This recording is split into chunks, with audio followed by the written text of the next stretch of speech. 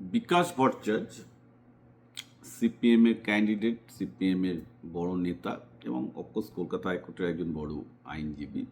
তিনি দেবরাজ চক্রবর্তী, তৃণমূলের ex councillor Aditi মুন্সির হাজব্যান্ডের মামলাটা নিয়েছেন। অর্থাৎ দেবরাজ চক্রবর্তীর বিরুদ্ধে তোলাবাজির এবং জোর করে জবরদখলের অনেক কেস আছে। তার জন্য হয়তো অফকোর্স বিজেপি এখন প্রেজেন্ট গভর্নমেন্ট তার পেছনে লেগেছে। তাকে বাঁচানোর জন্য বিকাশ রঞ্জন ভট্টাচার্যকে তারা উকিল নিয়োগ করেছে। বাইরে বিকাশবাবু আমারও একটা মামলায় উকিল ছিলেন, খুব ভালো উকিল। বিকাশবাবু বলছেন এটা তো একটা পেশার সাথে তো রাজনীতিকে জড়ানো যায় না। এখন এই জায়গাটায় বিতর্কটা উঠছে।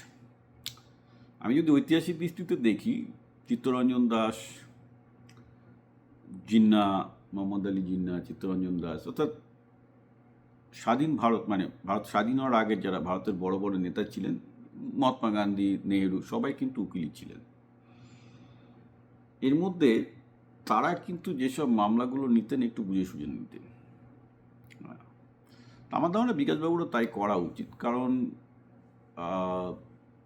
উনি সিপিএমের নেতা এবং সিপিএমের লড়াই তৃণমূলের সাথে। যদিও আমি মনে করি যে সিপিএম আর তৃণমূলের খুব একটা বেশি পার্থক্য নেই। Trinamool is an extended part of Trinamool, যাকে অন্য লোকেরা সেটা বিশ্বাস করবে না। এখন প্রশ্ন হচ্ছে এটা যে বিকাশবাবু দেবরাজের মামলাটা নিয়ে ঠিক করেছেন, আপনারা একজন তোলাবাজ, মস্তান, গুন্ডা এরকম একটা ক্যারেক্টারের মামলাটা নিয়ে ঠিক করেছেন না ভুল করেছেন?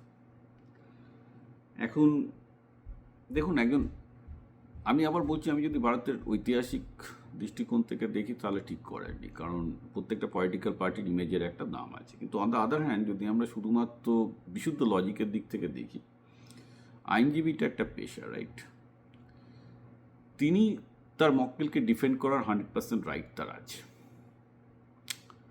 এবং যেহেতু এটা তার জীবিকা, এবং সেই জীবিকার ক্ষেত্রে তিনি কিন্তু যদি কোনো একজন মক্কেল তাকে অ্যাপ্রোচ করেন, এবং মক্কেল যদি সৎ পথে অ্যাপ্রোচ করেন, ইন দ্য ওয়ে যে মক্কেল তো বলছেন না যে অসৎভাবে ডিফেন্ড করতে, কারণ অসৎভাবে ডিফেন্ড করার কোনো এথিক্স বা কোড বুক নেই, সেক্ষেত্রে তিনি কি ভুল করছেন? আমি বলবো না। কারণ ভারতের বিচারে দেখুন, দেবরাজবাবুকে সবাই বলছেন অপরাধী, কিন্তু যতক্ষণ না পর্যন্ত তার অপরাধ সাব্যস্ত না হচ্ছে, রাইট? সিবিআই তো বিজেপির হাতে। তারপরেও কিন্তু আপনারা বলছেন যে প্রত্যেকটা তৃণমূলের নেতা টাকা খাওয়াচ্ছে, কাট করছে, আমরা তো প্রচুর শুনলাম, এবং প্রচুর তো মামলা তো সিবিআইকে দেয়া হলো। ইভেন পার্থ চ্যাটার্জির মতো কেস, যাকে 3 বছর জেল খাটানো হলো, সেখানেও তো পার্থ চ্যাটার্জির বিরুদ্ধে কনক্লুসিভ কিছু তো দিতে পারলো না সিবিআই। তাকে পর্যন্ত জেলে ঢুকানো গেল না, সিবিআই পারলো না। সিবিআই তো বিজেপির হাতে, রাইট? তাহলে এর দুটো হতে পারে যে আলটিমেটলি বিজেপির নিয়ে আপনি যতই গর্ব করুন না কেন, ফ্যাক্ট হচ্ছে যে তৃণমূল যতই কাটমানি দুর্নীতি করুক, এরা ঠিক টাকা দিয়ে বেরিয়ে যাবে, ভালো আইনজীবী দিয়ে, ভালো টাকা দিয়ে ঠিক বেরিয়ে যাবে। এটা হয়তো প্র্যাকটিক্যাল কেস, সিস্টেমকে ম্যানেজ করে নেবে। আর একটা হচ্ছে এই যে সত্যি তৃণমূলের নেতাদের সম্বন্ধে আমরা যেটা শুনি সে তো অতিরঞ্জিত। এর দুটোর মধ্যে একটা ট্রুথ হতে হবে logically, right? So in either case ব্যাপারটা হচ্ছে এই যে at the end of the day বিকাশবাবু একজন আইনজীবী, তিনি পেশাদার আইনজীবী, তিনি পেশাদারিত্বের ভিত্তিতে এটা কাজটা করছেন পেশার সাথে, এবং সেটা একটা লিগ্যাল পেশা, সংবিধানসম্মত পেশা, এবং সেই পেশায় তিনি আইনত অসত্য বলতে পারেন না। সেহেতু বিকাশবাবু দেবরাজের উকিল হলে যে কী প্রবলেম আমি তো বুঝতে পারছি না, কারণ তিনি তো কোনো অসাংবিধানিক কাজ করছেন না, রাইট? তিনি কোনো বেআইনি কাজ করছেন না, তিনি একদম 100% আইনসম্মত সংবিধান মেনে তাকে ডিফেন্ড করছেন, এবং এথিক্যালি তাকে ডিফেন্ড করছেন।